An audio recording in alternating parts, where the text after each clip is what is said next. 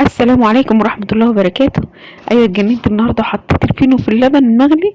طريقة حلوة قوي. هعمل لكم حاجة حلوة قوي من الفينو في اللبن.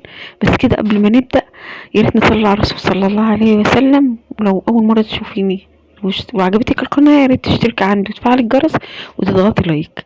اول حاجة كده بحط الفينو في اللبن المغلي. تمام.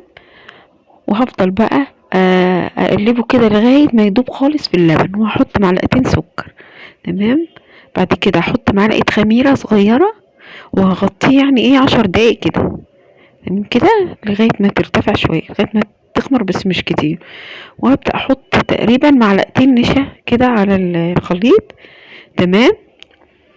تمام كده واقلبهم مع بعض.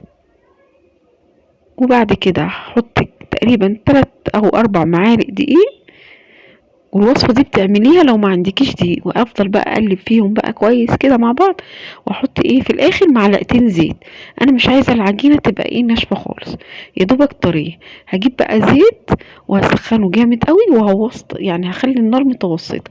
وابدا كده اشكل بالمعلقه الشاي زي ما انتوا شايفين كده. ها. واعملها ايه دواير.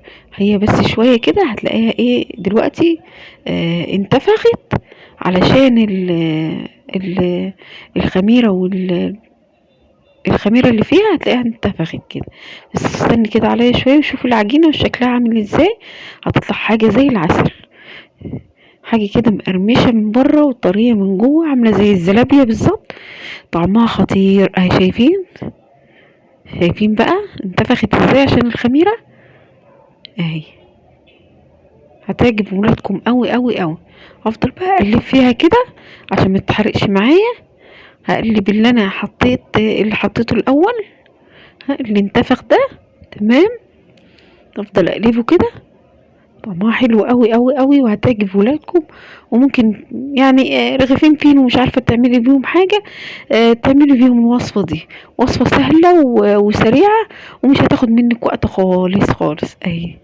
هطلعهم بقى على مناديل ورق وهوريها لكم دلوقتي. اهي الوصفه اهي. انا بقى رشيت عليها سكر بودره، كان عندي سكر بودره، انت ممكن تحطيها تعملي لها شربات وتحطيها فيه. وصفه متاخدش وقت. يا رب كده لو عجبتكم الوصفه تدوسوا لايك. والسلام عليكم ورحمه الله وبركاته.